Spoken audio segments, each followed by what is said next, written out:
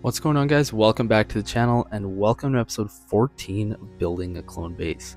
If you guys caught the last update, which was a couple weeks ago, I've been pretty busy, but you would have saw that I got this marketplace done and this sort of town square area, and then I built up this cantina, which turned out really nice. We got some cool stories in there involving some bar scenes, and then of course we got some criminal syndicates working out of the second layer. I really had fun with that build. Now, of course, I want to get to the actual clone base, and we'll get to that eventually, but this week I want to focus on building up and developing the rest of the terrain. You see, it's been a few weeks since I even touched the terrain, and I think it's about time I develop it and get the rest of the foliage pieces in. I did mention that I wanted to build Cut LaQuane's farmhouse potentially in this update, but I think that's going to come next week because you guys will see later on in this update just how long this stuff takes. So that's going to be next week's project. Right now I'm concerned with building the terrain. That means all that green area you see is going to be covered up in different foliage pieces. I've got this small bin of what I consider unique and specialty foliage pieces, so the bushes and the ferns, these are all things I've ordered specifically from Lego themselves. And then I've got this big bin of, as you can see, I've literally got a labeled foliage pieces, but these are all the pab wall finds, so that's grass and leaves, and I've got a ton of them. So I'm really happy I have all these parts, and I'm going to be throwing them all in the mock. But the first thing I want to do is even out the pathway here, because at the very least I want the green terrain to be at the same level as the pathway, and over here it just had a bunch of gaps around the path, so now it looks a bit better. I just added some plate in, and you're gonna see in this video I'm gonna be adding lots of layers. It's almost like an onion. It is just like layers and layers of foliage, and you kind of got to do it this way to attain that look. Now the next thing I want to do is add all of these green slopes that I also have off the pab wall. I have a ton of them, and it's gonna work perfectly in making this look a lot more natural and less blocky. I found the trick with this was not adding too many slopes. I do want it to look natural, but I don't want it just to be all green slopes. I still need a lot of studs exposed here to add other parts later on, so I was happy with that, and now it's time to do this other area that's under the bridge.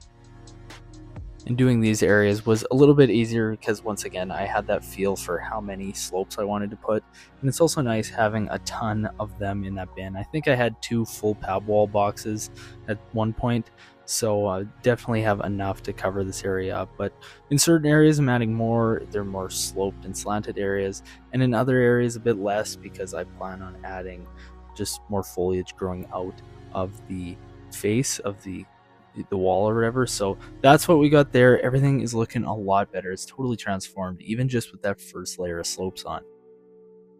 Now, as a secondary additive, I want to add all these jumpers and little green cheese slopes that I have, and just the same type of vibe. We're just putting them on there, and it's funny because I ended up putting 2 pab wall cup lids full, so it was definitely a couple hundred of these types of parts that I added on. And when you take a look at it, you literally can't tell that I put anything on. So that just gives you an idea of the scale of this build. It's like just thousands of pieces, and it's quite a large distance. But I got those on. It did help shape some of the areas a bit better. And now it's time to deal with under the bridge. And here it's pretty simple. All I'm going to be doing is adding a stud where I can attach some tree limb pieces. Of course, I've got some other leaves and detail parts on there, but this is a really simple way to cover up what would otherwise be a really simple gray wall, and it adds a lot of detail. So I like the look of that, and I'm gonna do that to the other side, but the other side's a bit different. I want to add some rock work. Here's just a quick look at basically what I'm going to be doing is adding some rock work, and then off camera I just built a bunch of areas up here, as you can see, on both sides of the bridge, as well as on the same level of the bridge deck. I built up some rocks and added some of those foliage pieces. I think that looks really nice. It really cleans it up. And once again, that is all going to be underneath the bridge, so you won't see it anyways, but I'm really happy with those detail oriented areas. I sort of had to go all out with them because I want to get to the rest of the foliage pieces. And that's just a quick look at some of the types and varieties of foliage pieces I want to build. So basically what I'm doing is taking a leaf piece and adding a grass piece to it, and doing that hundreds of times. So I spent about an hour preparing this little pile here, and if you take a look at my bin, I've really not even really put a dent in it. So I'm definitely not going to be running out of pieces for this build, but I really want to make the foliage as dense looking as possible. Before I add that big pile, I want to add all these specialty pieces, and I made sure to spread these out pretty evenly because they are unique looking, so I didn't want them to be bunched up in certain areas and then end up running out. So I just went ahead and added all of those pieces, that small bin that I had, just all over the mock. And you can see it's starting to add a little bit of detail, but I definitely want it to look a lot more dense.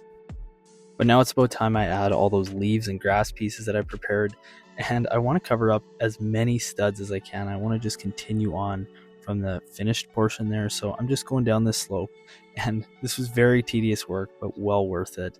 I mean, just take a look at how this ended up looking. I think it looks phenomenal, and I'm grateful that I have the amount of pieces to be able to do this. I mean, it really takes quite a bit of parts to do that, and I want to do that to the entire mock. This is what's left of that big pile I had prepared, so I'm definitely going to have to make some more of those for next week's update when I do the rest of the green areas. But to finish off this area, I just want to add some of those saplings, and all they take is a pin that's black or brown, and then I use the grass pieces overturned upside down, and it creates a cool little sapling.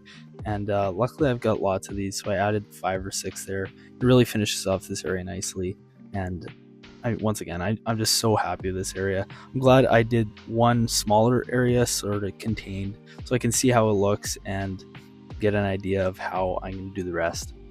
Now it's time for my favorite segment of the weekly updates, which is the before and after pictures. So here's a look at the before. It's looking very blocky and Minecraft-like, and now here's how it looks after. I just added thousands of pieces this week, and I think it looks really good. I'm really happy with it. This is the before and after of underneath the bridge. Not quite finished yet, but still looks quite transformed, and I really like what I was able to achieve this week. Now, my original plan was to have all the terrain work done and to have Cutlet Quain's farm totally complete this week, and I actually ended up not posting last week just so I can get a little bit more work done, but this stuff takes way longer than you'd expect, and this is how much I was able to get done in 2 full weeks. But I am pretty busy. I'm a college student and I have a job, so I'm pretty strapped for time right now, so that's kind of why there's some delay. But I do want to get back to building the base up and everything and completing all of those tasks, but sometimes it just takes time. But anyways, that's gonna wrap up this week's update. I hope you guys enjoyed today's video.